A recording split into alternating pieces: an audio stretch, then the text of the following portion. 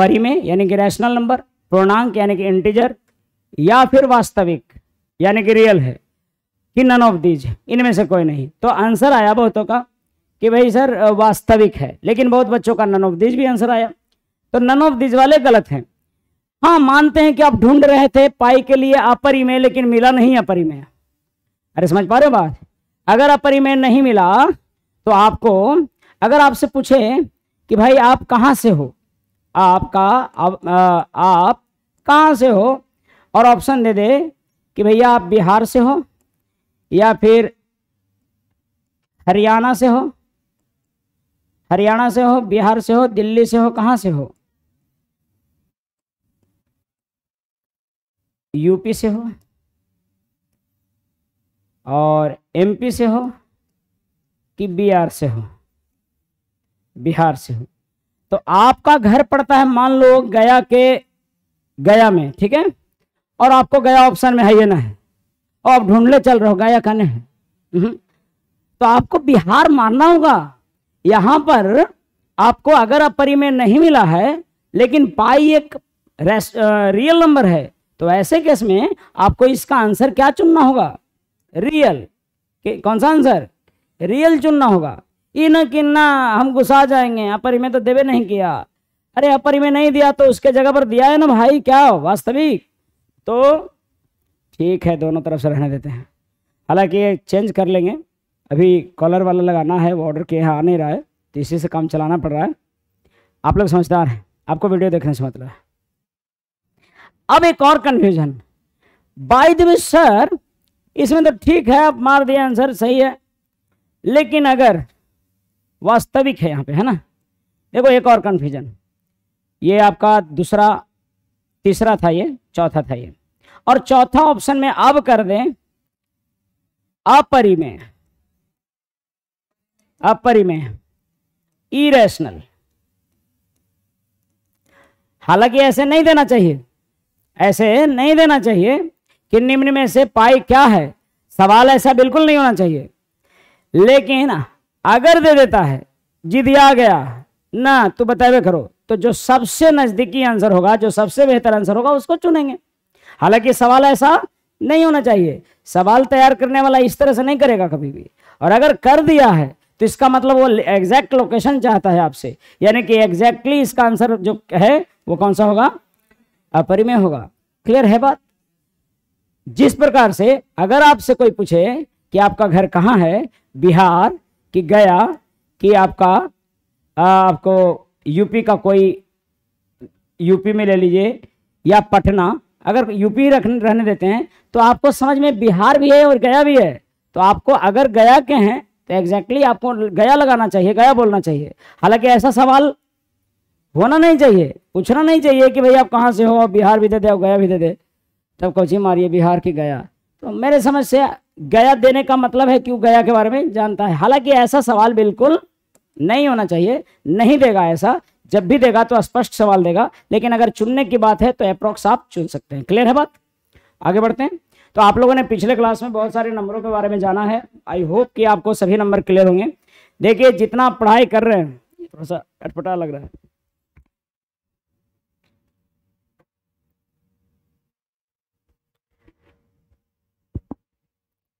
ठीक है, दोनों तरफ से थोड़ा सा अजीब लगता है। तो पिछले क्लास में आप लोग इतना शांत ना रहें, एकदम नॉर्मल रहें, ठीक है? हेलो, सही है? तभी ठीक है? नाश्ता वास्ता करके आए आप लोग? नहीं किए? नहीं किया कीजिए, जल्दी नाश्ता नहीं करते हैं, ठीक है? और जल्दी जगह कीजिए। अभी हालांकि 9:30 हो गया ना, समय नहीं मिलता है, उपवास रख लीजिए 5-6 दिन। आइए समझते हैं बाबू, सुनिए। सबसे बड़ी बात यह है कि हम लोग नंबरों के बारे में पहले डिटेल पूरा समझिए। अगर नंबर क्लियर है तो आपको कहीं भी कोई भी सवाल में, कई बच्चे पूछते रहते हैं कि ये शून्येतर वास्तविक संख्या क्या होता है सर, ये रियल नंबर क्या होता है सर। आपको जब क्वेश्चन देता है उस समय समझ में आता है कि हमको नंबर वाला पढ़ना चाहिए था, लेकिन उसके पहले अगर आपको देखने को बोला जाए, जितने सारे क्वेश्चन है, मैं अभी बच्चों को ज्यादातर फंसा रहा है बेसिक क्वेश्चनों में भी, ठीक है? तो बेसिक क्वेश्चन अगर आपको क्लियर है, आधारभूत जानकारी क्लियर है, तो हम मेरे समझ से बहुत सारा आसान हो जाता है मैथ्स पढ़ाना और पढ़ना भी, ठीक है? आइए करते हैं कुछ काम इस पर। पिछले क्लास में हम लोग छोड़ रखे थे कहाँ तक, पूर्णांक तक, पूर्णांक से बात करना था, सही। आप लोग जो लोग पूर्णांक से पहले नहीं पढ़े हैं वो लोग वीडियो जरूर देखिए, यूट्यूब पर डाला हुआ है, यहां नहीं देखें, घर जाकर देखेंगे। पूर्णांक, इंटीजर,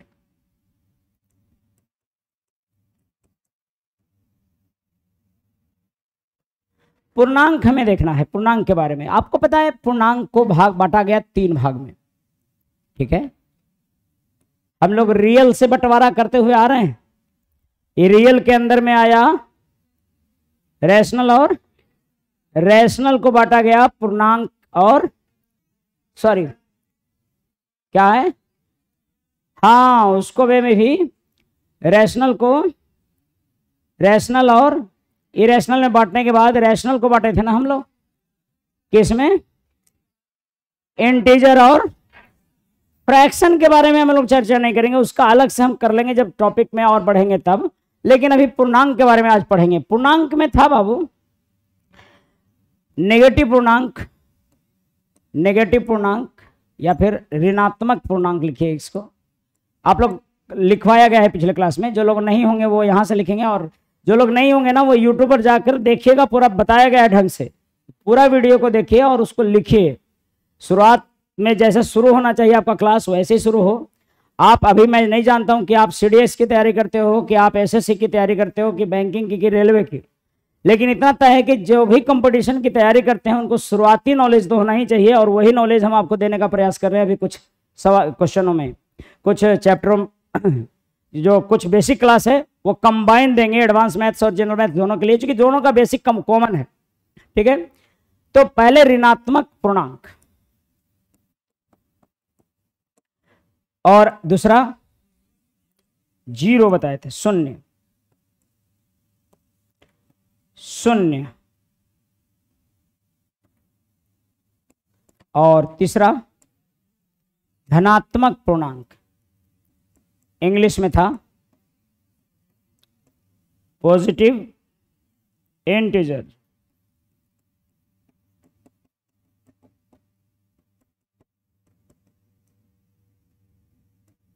और ये है नेगेटिव इंटीजर्स।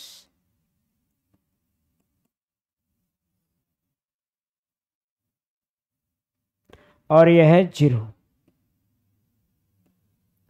सबसे पहली बात कि पूर्णांक, पूरा पूरा अंक, जो पूरा पूरा अंक है जितने, वो सब सारे पूर्णांक है।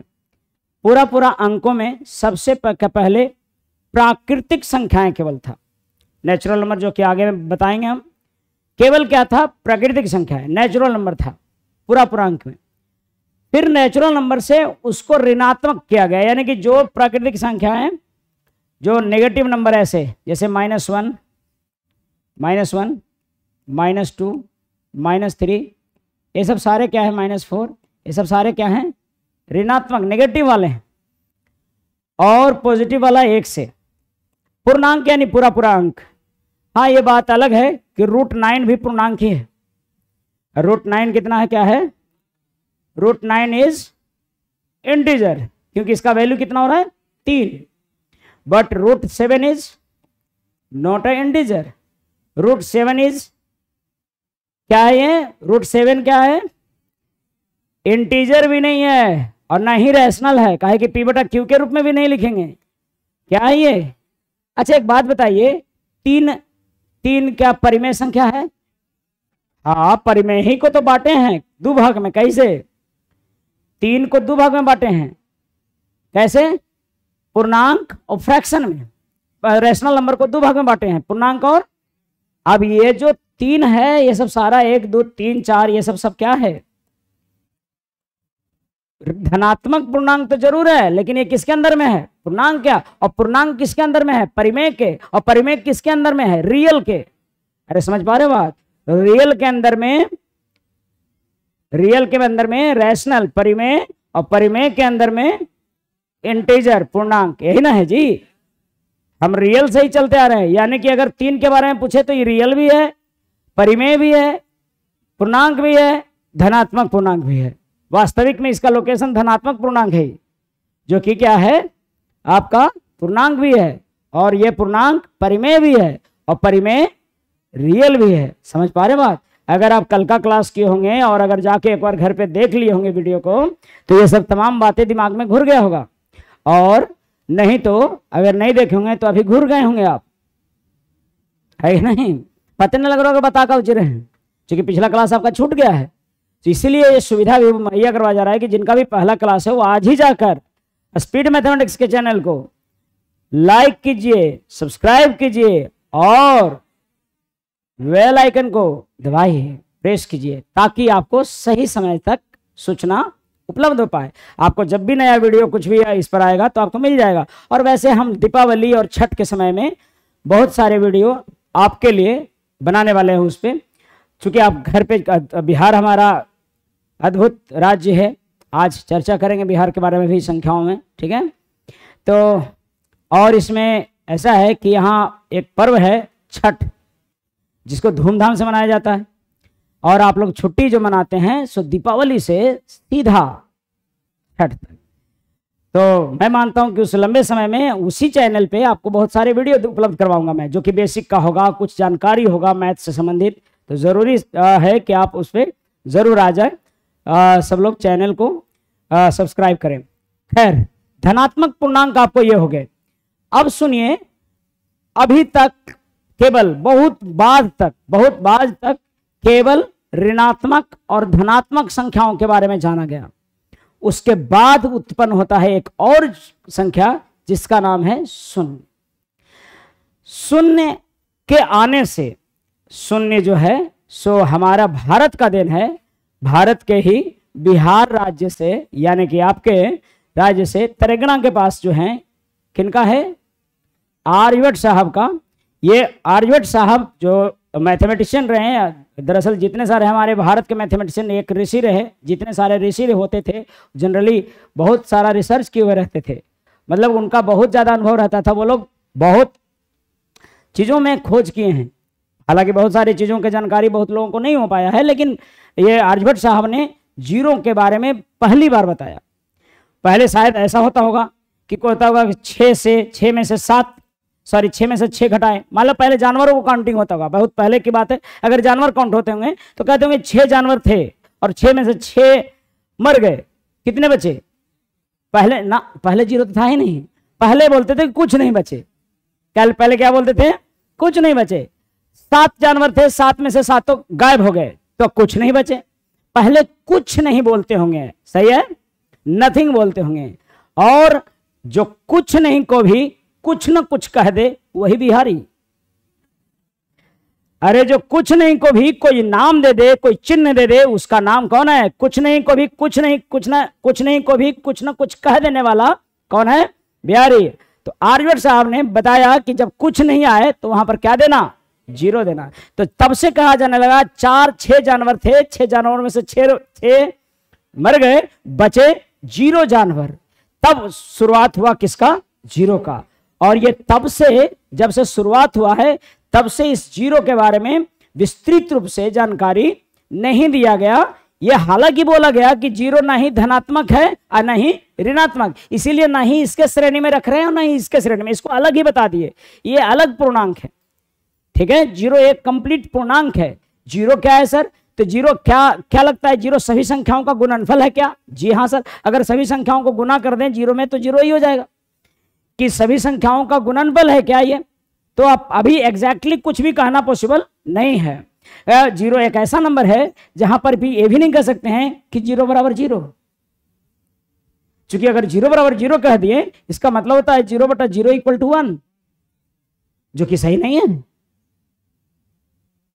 तो तमाम बातें, बहुत सारी बातें जो जीरो के बारे में हैं, हम जो कंफ्यूजन यहां पर हो रहा है आपको, वो हम धीरे धीरे चर्चा करने वाले हैं। अभी शुरुआत में आपको वो लेवल का दर्शन दिखाया जाएगा तो थोड़ा सा परेशानी होगा। तो अभी शुरुआत में हम वही चीज बताएंगे जो आपको आसानी से समझ में आए। जीरो 0 के बराबर नहीं है तो किसके बराबर है? जीरो जो खुद के बराबर नहीं। जीरो का ऐसा संख्या है जिसमें कि ऋणात्मक से गुना करेंगे तब भी जीरो मिलेगा, धनात्मक से गुना करेंगे तब भी जीरो मिलेगा। जीरो एक ऐसी संख्या है जिसको किसी का पावर कर देते हैं तो 1 हो जाता है। जीरो के बारे में बोला गया कि ये न सम है न विषम है, ये ना नेगेटिव है न पॉजिटिव है, ये न ही खाली है, न ही रिक्त है और न ही सभी संख्याओं से संलिप्त है। जीरो वास्तविक में आत्मा की भांति है। जिस तरह से आत्मा को बोला जाता है कि आत्मा क्या है, निराकार है। आपके अध्यात्म में, ये हिंदू धर्मों में बोला जाता है कि आत्मा क्या है, निराकार। भगवान क्या है, निराकार है। नहीं उसकी कोई आकृति है, नहीं आकृतियों से परे है, नहीं उसमें कोई दोष है और नहीं दोषों से मुक्त है।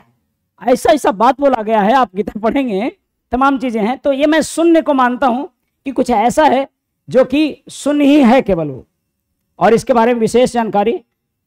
तो जीरो के बारे में आप जान गए।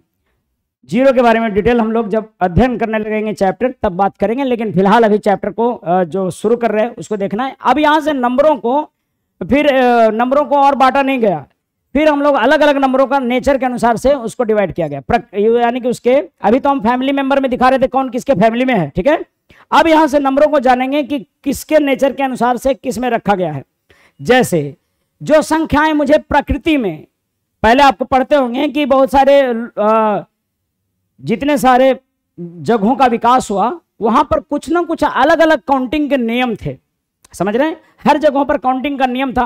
कहीं पत्थर रख दिया जाता था गिनने के लिए, कहीं कुछ, कहीं सैंबल दे दिया जाता था कुछ।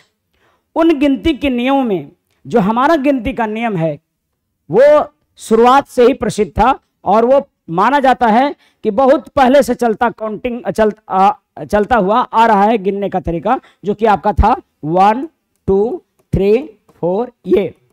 हालांकि भारत में इसको लिखने का तरीका था 1 2 3 और 4, ऐसा, समझ रहे हो। तो इसको भारत में गिनती कहा जाता, इसी से गिनती गिना जाता था। अन्य जगहों पर ये वाला, तो इसको ये वाला जो संख्या हुआ 1 2 3 4, इसको बोला गया प्राकृतिक संख्या, क्योंकि ये प्रकृति से मुझे मिला, ऐसा माना गया प्राकृतिक संख्या।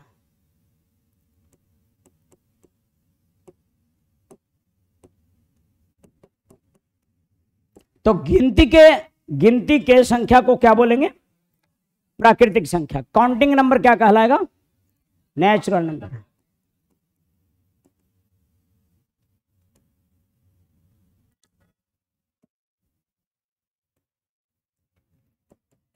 काउंटिंग के संख्या को नेचुरल नंबर बोलेंगे, समझ में आया। तो ये बहुत पहले से चलता हुआ आ रहा है, लेकिन जब से आर्यभट्ट साहब ने अपना ये जो नियम दिया, ये बहुत पहले से चलता आ रहा है, लेकिन आर्यभट्ट साहब ने जैसे ही बताया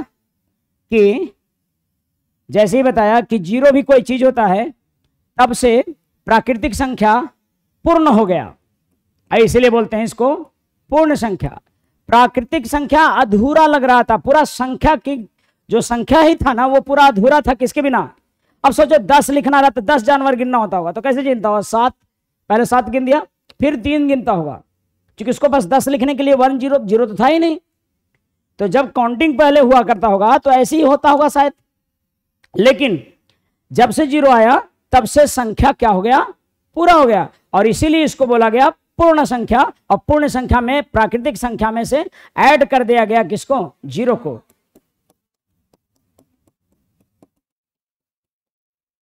ठीक है, ये अनंत तक जाता है, यानी कि इनफाइनाइट तक जाएगा। समझ पा रहे हैं बात। तो अब प्राकृतिक संख्या में जब 0 लगा देते हैं तब क्या हो जाता है, पूर्ण संख्या।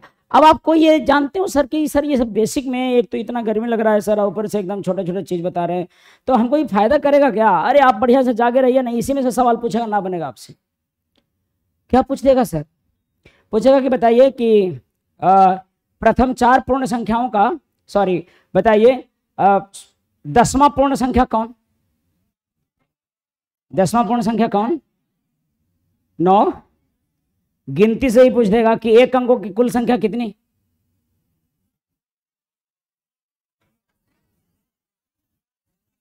एक अंकों की कुल संख्या कितनी, एक अंकों की कुल संख्या कितनी, 9। कुछ लड़कों का आंसर है 10, 9 की 10, 9 ही। अच्छा ये बताइए तो जरा, अगर परफेक्शन के साथ आप ये भी नहीं बताइएगा तो हम कैसे मानेंगे आप 10th करके आए हो। एक अंकों की कुल कितनी संख्याएं? अब कहेंगे, अब देखो कितना कहेगा कि आर्यभट्ट के पहले के समय का 9 और आर्यभट्ट के बाद के समय का 10। हे महान आत्मा, आपको मैं अभी के समय का बोल रहा हूं, अभी के समय का कितना? गलत। पता है बाबू, जीरो को काउंटिंग की गिनती की संख्या नहीं माना जाता है। जीरो को गिनती की संख्या नहीं माना जाता है। So zero is not a first number. Counting हमेशा कहां से होगा? 1 से। इसीलिए अगर कोई बोला कि एक अंकों की कुल कितनी संख्याएं, तो 9, 2 अंकों की 99। अभी हम बात करेंगे उन सब पर भी। देखो ये छोटा छोटा बात है जी, हर क्वेश्चन का छोटा छोटा है ना, लेकिन ये सब सारे क्या है? इंपॉर्टेंट है। मैं बताऊंगा कि कैसे होगा, इसलिए एक एक क्लास में जो आपको बताया जा रहा है पूरा, मैं एक भी क्लास छोड़ना नहीं है। और अगर किसी का छूट जाता है दोस्त का, तो उसको जरूर बोले कि क्या देखे, ठीक है। तो पूर्ण संख्या कहां से गिनती होगा? 0 से। सर अगर पूर्ण संख्या पूछते तो तब कि पूर्ण संख्या में प्रथम कितने एक अंक कितने संख्या है? तो पूर्ण संख्या में 10। तब पूर्ण संख्या में एक अंकों की कितनी संख्या? 10। हम 0 से ही गिनेंगे उसमें। लेकिन काउंटिंग में कहीं भी 0 प्रथम सम। अच्छा अगला है सम संख्या। मैंने सम विषम को चर्चा कर लेना है पहले, तभी बात करते हैं। सम संख्या, अच्छा पूर्ण संख्या को बोलेंगे क्या जी? ऑल। फिर अगला है सम संख्या। सम बताए थे ना पिछले वाला में, देख लीजिएगा एक बार। सम संख्या जिसको बोलेंगे इवन नंबर।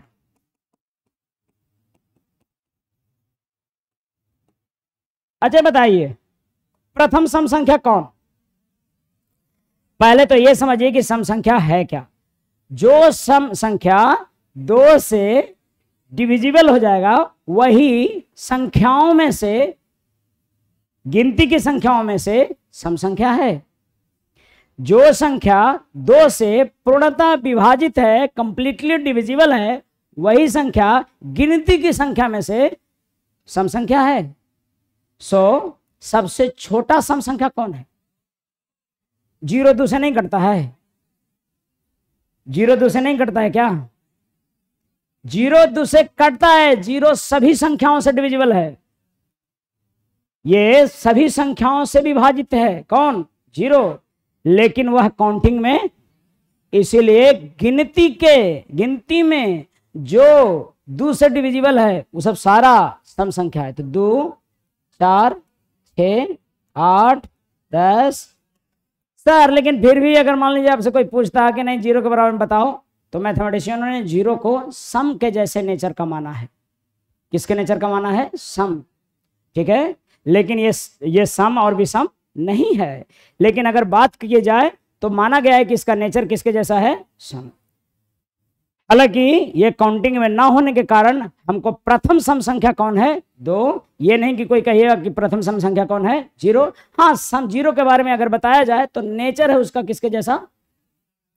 समझ में आया कुछ बात? विषम संख्या,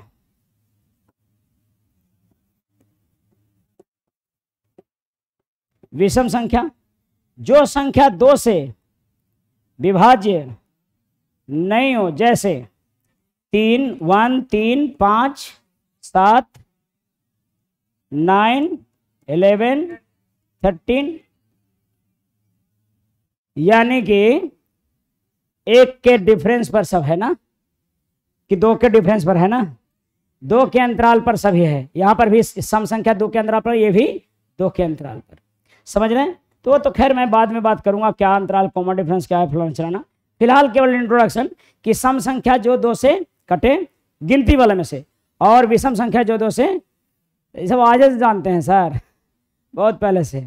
लेकिन अगर पूछ दें कि 68वां सम संख्या कौन है, तो वहां पर दिक्कत हो जाएगा। तो सब तमाम बातों की चर्चा हम शुरुआत से करेंगे, एक भी क्लास छोड़ना नहीं है। गिनती जो है ना बढ़िया से आ गया ना आपको, गिनती, पहाड़ा, क्यूब, स्क्वायर, ये 3-4 चीज अगर आ गया तो आधा काम हो गया बाबू। क्योंकि संख्याओं से आप खेलना सीख जाओगे। और जब संख्याओं से खेलना सीख जाओगे तो बहुत सारा मैथ्स में तो फिर सब केवल शब्द बच जाते हैं, शब्द बच जाते हैं, उसमें जो कॉन्सेप्ट रहते हैं वो बच जाता है। बाकी तो काम इसी का। आज सुनते होंगे कि बहुत ज़्यादा कैलकुलेशन दे रहा है सर। कैलकुलेशन देगा नहीं, आपको टेबल पढ़ रहे हो तो याद हो ही नहीं रहा है, कैसे नहीं कैलकुलेशन लगेगा आपको। छोटा छोटा गुना आपको प्रैक्टिस में नहीं है, क्योंकि आज आपने फोन के जगह आपने कैलकुलेशन खुद करने की जगह पर फोन से करना सीख लिया है।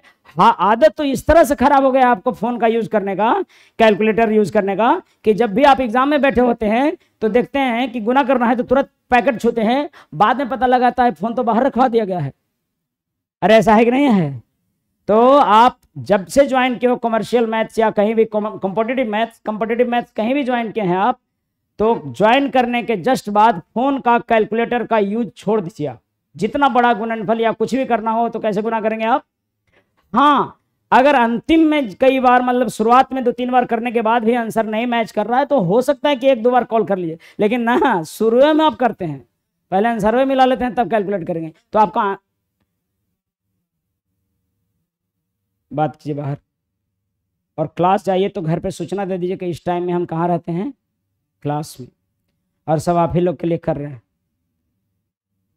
कहीं ऐसा तो नहीं है कि पापा के नाम से सेव है?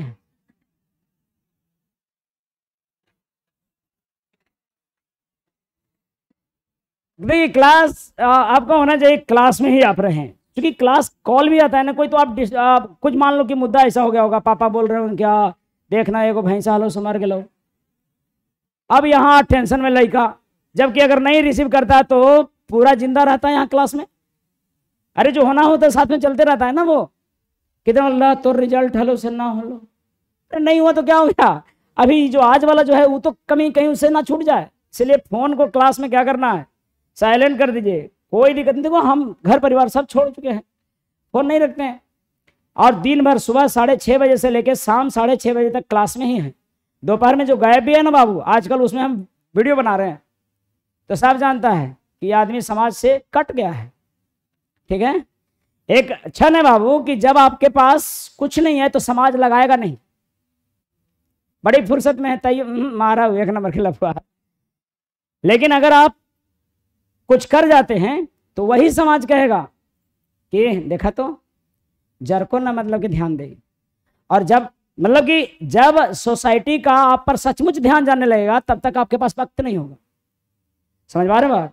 इसीलिए अभी किसी का कोई भी काम होगा ना, अगर कोई नौकरी वाला भी है ना, कोई किसी का बेटा अगर नौकरी कर रहे हैं और उनके फैमिली मेंबर का भी कोई काम होगा तो जो निकम्मा बैठा है ना गया में ओकरे ढूंढेगा सर। जाही ना भाभी जाए थे तो बाबू एगो साड़ी खरीद ला हो, भैया तो नौकरी में हाथों का कर वहीं छुट्टी ना मिली थी, 2 दिन बाद हो थी, तो एक काम कर ही ना, जाके भाभी के जरा सा दुकानियां खाली दिखा दी हूँ, अपने से पसंद कर लेती, बैठला ही नहीं गया मेरे, क्या कर रहे हैं आप भी सोचिएगा, सही बेरोजगार हैं आप। समझ रहे हो आपके समय का कीमत उस नौकरी करने वाले से ज्यादा है।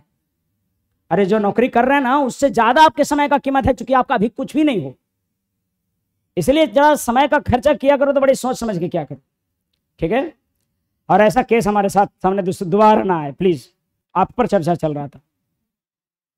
आगे शुरू करते हैं। तो ये जो लोग, जितने लोग जो निकम्मा कहने वाले हैं ना, दरअसल की नौकरी से पहले जो बर्बाद करने में इनका भी हाथ बहुत होता है, और सबसे ज्यादा तो आपका हाथ है, क्योंकि आप ही अपने मन से जाते हो, कोई खींच के तो ले जाता नहीं है, भावे के नाम से उड़िया जाते हो।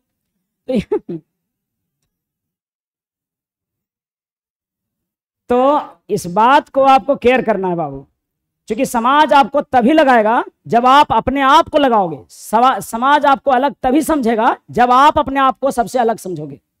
आप ही तो धज्जे उड़ा ले अपने आप का, कहो चीज सामान खरीद ला वाह भेज दिया ना हम बैठले ही रहिए तो 1:30 बजे फुर्सत है। हाँ हाँ हाँ 1:30 बजे खा, अरे वो क्लास है छोटा सा न जा भाई।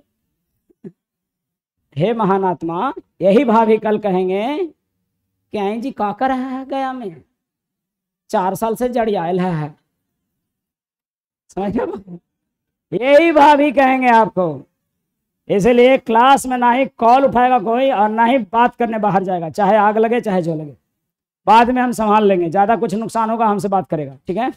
हमारे कुछ नुकसान हो रहा है कोई दिक्कत नहीं है, मैं बता दिया हूँ, क्लास में मैं डिस्टर्ब हो जाता हूँ फोन से, मैं खुद इसलिए बहुत अर्जेंट हो, बहुत अर्जेंट, तभी हमको तक सूचना पहुंचाया जाए कि कॉल भी है, नहीं तो बजते रहता है हमारा। ठीक है, अच्छा है, मानता हूँ कि अर्जेंट है। बहुत ज़्यादा अर्जेंट रहे तो रिसीव कर लीजिए, बहुत ज़्यादा अर्जेंट रहेगा तो कोई ना कोई पहुंचाने आ जाएगा आपका कॉल आप तक, इतना तो तय है, आपका दोस्त दौड़ जाएगा। खैर आइए, विषम संख्या के बारे में आप जान गए, जो संख्या 2 से नहीं कटे काउंटिंग वाला में, वो क्या है? विषम। आगे में है चर्चा कि शिव चर्चा कर रहे हैं हम, केवल चर्चा। कौन सा? सम विषम था, फिर था आगे प्राइम के बारे में शायद बताया होंगे, सीरियल देख लीजिएगा एक बार, इधर उधर हो जाएगा कोई बात नहीं। अभाज्य था, हाँ प्राइम था, क्योंकि मैं शायद सीरियल आपको लिखवा दिया था, उसी के सीक्वेंस में मैं बता रहा हूँ, ठीक है ना। आप उसको देखते जाएंगे, सीक्वेंस उधर मिलाते जाएंगे, या फिर कभी कभी आगे पीछे भी हो गया ना किसी का, जो वीडियो पिछला वीडियो डाला गया उसमें आगे पीछे भी हो गया तो उसको एडजस्ट कर लेंगे, ठीक है। तो प्राइम नंबर, प्राइम नंबर अभाज्य संख्या,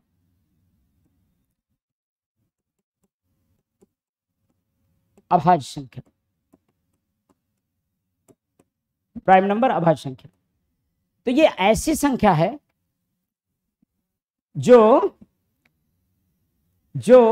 वैसा संख्या जो खुद से केवल 2 संख्याओं से कटे। वो दोनों कौन? एक तो वह खुद और दूसरा एक, यानी कि एक और खुद के अलावे किसी से नहीं डिवाइड होना चाहिए, वैसी संख्या क्या कहलाएगा? अभाज्य। और हमेशा कोई डिफिनीशन नहीं पूछेगा आपसे, केवल समझने से मतलब है, आपको समझना है केवल अभाज्य संख्या के कम से कम 2 संख्याओं से डिविजिबल होना चाहिए, कम से कम 2 संख्याओं से और अधिक से अधिक 2 संख्याओं से, यानी कि केवल 2 संख्याओं से डिविजिबल होना चाहिए। अभाज्य संख्या वैसी संख्या जो कम से कम 2 संख्या से और अधिक से अधिक 2 संख्या से, यानी केवल 2 संख्या से डिविजिबल होना चाहिए। किससे? एक तो एक से और दूसरा खुद से। वैसी संख्या कौन है? पहली संख्या 2 है, एक नहीं है, क्योंकि एक 2 संख्याओं से डिविजिबल नहीं है, खुद भी एक है और एक भी एक ही है। तो कम से कम 2 संख्याओं से डिविजिबल होना चाहिए और अधिक से अधिक 2 से, यानी कि केवल 2 से डिविजिबल होना चाहिए, कम से कम 2 से और अधिक से अधिक 2 से, यानी केवल 2 से, जिसमें कि एक तो वह खुद होना चाहिए और दूसरा 1 होना चाहिए। 1 को नहीं रखा गया क्योंकि 1 एक तो एक ही है ही और खुद भी एक है, इसलिए यह 2 संख्याओं से डिविजिबल नहीं है। तो जो 2 से डिविजिबल वही क्या होंगे? अभाज्य। एक तो खुद से और एक एक से, जब पहला अपने आप से और एक से, तो 2 हो गया, दूसरा 3 5 7 9 9 है क्या? नहीं सर, ये विषम है लेकिन 3 से कट जाता है, यानी कि 11 13। मैं इसको अरेंज कर देता हूं इधर, आप ध्यान दीजिएगा। 10 तक में कौन कौन? 2 3 5 7, 10 तक में, ठीक है। फिर 11 तक में 11 13 17 19, ठीक है, 10 से 20 तक में। और फिर 20 से 23 29 और कोई 27 तो कट ही जाता। 27 इज डिविजिबल बाई 3 और 9, ठीक है, क्लियर है। तो 29 और 23, 30 से लेके 40 तक में 31 37, कोई और किसी को शक है क्या? 31 और 37 क्यों निकाल रहे हैं सर? इसका निकालने का तरीका कुछ है क्या? कैसे पहचाने कि कौन प्राइम है नहीं है? सब बातों पर बात होगी आज, केवल बेसिक, ठीक है, आज केवल बेसिक कि है कौन कौन, समझ में आ रहा है। फिर ये बताएंगे कि बड़े बड़े नंबरों में कैसे पहचान लेंगे है ये देखो प्राइम है, ये प्राइम नहीं है, कैसे पहचान ले? कितने बोलते हैं कि सर उसको 6 से डिवाइड करने पर +1 या -1, यानी कि 1 बचे या 5 बचे तो होता, वो फेल हो जाता है नियम। तो आपको बताएंगे हम कि आखिरकार कैसे पहचानेंगे किसी को कि कौन प्राइम है या नहीं प्राइम है। पहले अभी देखते हैं, 31 37 हो गया, उसके बाद कितना? 41 और कितना? 47, 43 और 47, 43 भी है और 40, क्या सही है? 40 से 50 तक में 3 और 50 से 60, 51 तो नहीं, 53 और 57 भी 57 जी, 57 तो डिविजिबल है 3 से, 19 तिया 57 नहीं, तो 57 नहीं हुआ, 55 नहीं हुआ, 5 से डिविजिबल है, 56 नहीं हुआ, 58 नहीं हुआ, 2 से डिविजिबल है, 59 ही होगा ना। ठीक है, अभी तो ऐसे ही सोच लेंगे क्योंकि छोटा छोटा नंबर है। अब फिर अगला 60 से लेकर 70 तक में 61, 67, 65 नहीं होगा, 63 नहीं होगा, 64 नहीं होगा, 65, 67, 68 भी नहीं होगा, 69 तो होगा ही नहीं, काहे कि 69 डिविजिबल है 3 से। ठीक है, तो 70 तक खत्म हो गया। 80 से 71 और 79, 75 डिविजिबल है, 73 डिविजिबल है क्या? 73 डिविजिबल है क्या? नहीं, 73 और 79 क्या क्लियर है? फिर बच गया 80 से 90, 83 और 87 नहीं, 89 क्लियर है। और फिर लास्ट दो और क्या? 97 और 93 भी क्या? नहीं, और 94 भी क्या? 95 भी नहीं, 96 भी नहीं, 97 ठीक है, और 92 भी नहीं, 91 भी नहीं। क्लियर है? तो ये 100 हुआ। अब देखो ये कितने संख्या हैं टोटल, कितने हो गए? 4 4 8, 8 4 12 4 16 4 20 4 24 और 1, यानी कि ये रट्टा लगा लेना है कि 1 से 25 तक, 1 से 100 तक के, 1 से 100 तक या 100 तक के, यहां पर लिखिएगा 100 तक कुल अभाज्य संख्याएं कितने? अभाज्य मतलब प्राइम नंबर,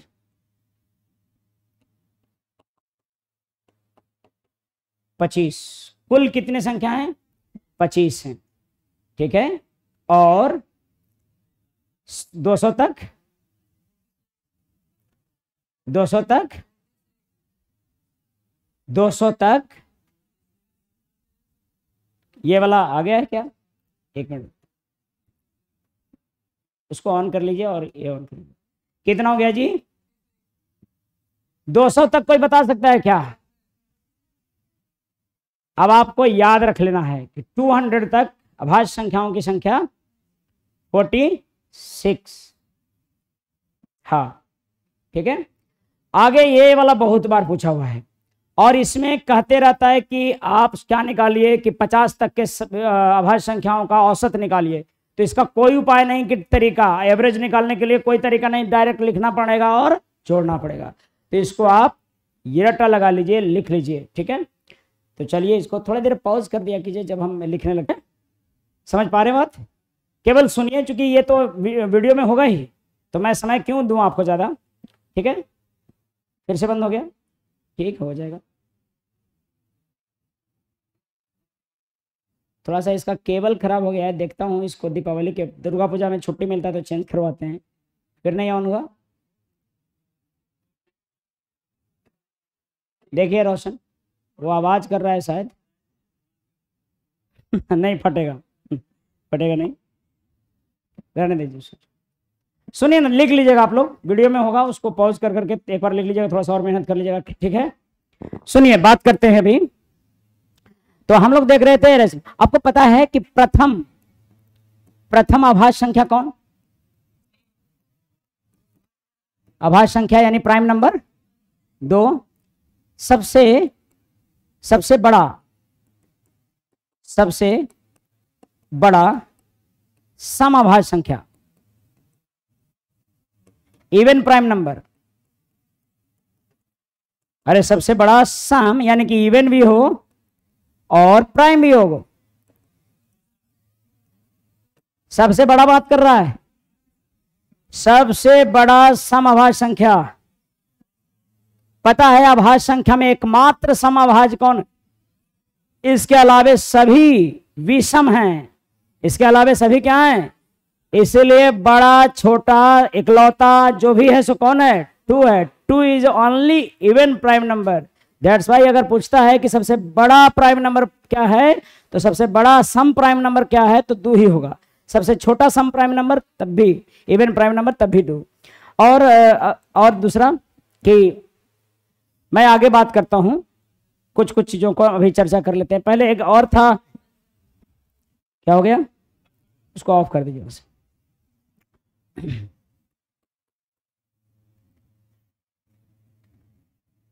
भाज्य संख्या,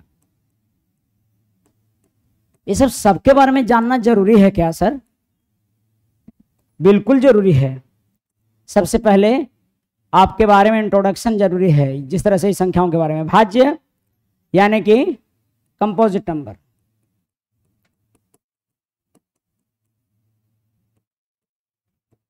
कंपोजिट नंबर। कंपोजिट नंबर कौन सी संख्या है भाई? वैसी संख्याएं जो 2 से अधिक संख्याओं से कटे, वैसी संख्या जो 2 से अधिक संख्याओं से कटे। 2 संख्याओं केवल 2 से कटने वाली संख्या कौन है? भाज्य, सॉरी अभाज्य यानी प्राइम नंबर। और 2 से अधिक संख्याओं से कटने वाले क्या हो जाएगा? अभाज्य। हाँ, थोड़ा शरीर में हलचल कीजिए, वो ऐसे से भी हिलाइएगा उठना तो उससे हम पकड़ लेते हैं कि आप क्या बोल रहे हैं। भाज्य की अभाज्य, प्राइम की कंपोजिट। तो कंपोजिट नंबर जो 2 से अधिक संख्याओं से कटे नहीं, तो भैया बताइए कौन से? 3 है, 3 नहीं है ना? ओ 4, 6 और बताइए 8, 10, 9 नहीं है क्या? 10, 12, 14। 2 अंकों की सबसे छोटी भाज्य संख्या कौन? और 2 अंकों की सबसे छोटी प्राइम यानी कि अभाज्य संख्या कौन? 2 अंक के जी, 2 अंक। कौन? 11 सबसे छोटी। सबसे बड़ी भाज्य संख्या 1 अंक वाली, सबसे बड़ी भाज्य संख्या 1 अंक वाली भाज्य, सॉरी अभाज्य संख्या 1 अंक वाली सबसे बड़ी अभाज्य यानी कि प्राइम नंबर जो बड़ा हो 1 अंक वाला कौन? 7। 9 नहीं, बचपन से रटते हैं, बड़ी बड़ी रहते तो 9, और 2 बड़ी बड़ी तो 99, 3 बड़ी बड़ी तो 999। ऐसी ना बचपन में बड़ी परेशान करते होंगे कि फूफा मैथ पढ़ता है रे, इधर आओ। बोली फूफा तो 3 अंकों की बड़ी से बड़ी संख्या 3 अंक वाला बड़का वाला तो 9 9 3 बार, ठीक है ऐसी। और छोटी तो 3 अंक वाला छोटी तो 2 को 0 कितना पर? 1 पर। ऐसे रटले हैं बचपन से। कोई पूछे धड़ाक से जवाब दे। अच्छा, बचपन में बहुत बच्चों को टॉर्चर किया जाता है, कोई नहीं बताया और तो सामने तो कुछ नहीं करेगा, बाद में रे हो नवा लो, और सामने में कुछ नहीं बोल रहा है गार्जियन का। अच्छा, लड़का वहां पर गलती से जाता भी है तो नाश्ता हो सकते चक्कर में जाता है। बचपन बिताए होंगे आप सब लोग अगर गाँव में, तब अब शहर में नहीं रहा, शहर में तो फेंकाता है कूड़े में नाश्ता, ठीक है। लेकिन गांव में तमाम चीजों पर चर्चा विशेष करेंगे। फिलहाल देखिए कि जानने वाली बात है कि सबसे छोटा ऑड यानी कि विषम प्राइम नंबर कौन है? 9। सॉरी प्राइम नहीं, कंपोजिट नंबर। सबसे छोटा विषम कंपोजिट नंबर कौन? 9। 9 जो है सो विषम है और सबसे छोटा है जो कि कंपोजिट है। उसके पहले कोई छोटा कंपोजिट नंबर ये पूछते रहता है बाबू। 9 is smallest composite number, odd composite number 9 है, सबसे छोटा विषम भाज्य संख्या है, सबसे छोटा विषम भाज्य संख्या है, ठीक है। और 2 अंकों की सबसे छोटा भाज्य विषम संख्या, सॉरी सम संख्या कौन? 10। और विषम संख्या कौन? 2 अंकों की सबसे छोटा भाज्य यानी कंपोजिट ऑड नंबर कौन है? 2 अंक वाला 15। तो इन चीजों को आप डिफिनेशन जैसी है समझे कि प्राइम नंबर कौन है और कंपोजिट नंबर कौन है, तो तरह तरह के सवाल क्रिएट हो जाएंगे इससे। अब अपनी तार्किक क्षमता से इन सबों का जवाब देना है, समझ रहे हैं। कोई पूछता है कि भैया बताइए कि 2 अंकों की सम प्राइम, सम प्राइम, यानी कि अभाज्य संख्या कोई है क्या? 2 अंक वाला। सम यानी कि इवन, अरे सम है कोई? नहीं है, केवल एक ही को है, ये है आंख कान में, कौन? 2 एकमात्र सम है। ठीक है, तो ये जब भी देखो क्या करता है सर, ये सब क्वेश्चन का है पूछता है, क्या मतलब कि हम बन जाएंगे एक्साइज इंस्पेक्टर तो हमरा से कोई पूछेगा कि सम संख्या क्या होता है बताओ, 5 सम है कि नहीं है तब छापा मारना, ऐसा कोई नहीं पूछे जा रहा है। तो क्या करता है ये सब पूछ पूछ के 2-3 चीजों को आप कितने ढंग से तार्किक रूप से चीजों को समझ के जवाब देते हैं। क्या जो सामने वाला बोल रहा है उसको स्पष्ट आपके अंदर समझ में आता है कि नहीं, क्या इसी जवाब देते हैं आप? तो जिन बच्चों को ये समझ में आएगा और जो मैथ्स में पढ़े हैं उससे रिलेट करके जवाब देंगे, इसका मतलब उनका तर्क ठीक है। कोई अगर पूछता है कि विषम, तो विषम दिमाग में आना चाहिए, अच्छा अच्छा दूसरे ना कटे वाला। अभाज्य, विषम अभाज्य, हाँ, वो तो जो अपने से कटे केवल और एक से कटे, और विषम भी हो दूसरे ना कटे, तब सुनेंगे कि 2 अंक वाला पहला तो 11 है ना, विषम अभाज्य 2 अंक वाला, ऑड प्राइम 2 डिजिट वाला, कौन? 11। प्रथम जो है फर्स्ट ऑड प्राइम 2 डिजिट वाला कौन? तो इसमें जितना सवाल करवाएं बहुत कम है। ठीक है, और इससे कुछ भी सवाल का एक जो मिलेगा आपको बुकलेट, उसमें हर बार चेंज होता है, तो बुकलेट मिलेगा उसमें बहुत सारा क्वेश्चन होगा इस पर आधारित। समझ में आ रहा बात? तो आप एक बार समझ के बना लीजिएगा, जितना सारा टॉपिक में आप लोग ये सब समझे हैं अभी वो आगे था। आपको भाज्य संख्या के बाद मैं इसका अभी बताऊंगा, एक और चीज छूटा हुआ है इसमें, आगे क्लास में बताऊंगा कि भाज्य पहचाने कैसे, कि कैसे कोई नंबर अगर मान लीजिए 673 है तो ये पता लगेगा कैसे कि ये भाज्य है कि अभाज्य है। ठीक है, तो ये मैं नेक्स्ट क्लास में करवाऊंगा। ठीक है ना, आगे देखिए, पहले सबसे पहले आगे क्लास में उसको देखेंगे जब थोड़ा और मैच्योर होंगे आप, तब भाज्य के बाद अभाज्य के बाद सहअभाज्य संख्या, सहअभाज्य ये दरअसल पेयर होता है, सहअभाज्य को प्राइम नंबर, युग्म होता है ये को प्राइम नंबर। क्या होता है? ये पेयर होता है किस चीज का? 2 नंबरों का, जो दोनों किसी भी संख्या से, कॉमन संख्या से ना कटे, जिनका HCF 1 हो। 2 संख्या जो किसी कॉमन संख्या से ना कटे, जैसे मान लीजिए कि 12 और 17, ये दोनों संख्याएं कैसे हैं? को प्राइम है, को प्राइम का जोड़ा है, यानी कि जोड़ा होना चाहिए ऐसा जो दोनों एक ही संख्या से ना कटे। जैसे ही 4 से कटता है, 3 से कटता है, लेकिन 4 से ही नहीं कटता है। ये दोनों का HCF निकालें तो कितना है? 1 आए। अरे समझ रहे हो बात?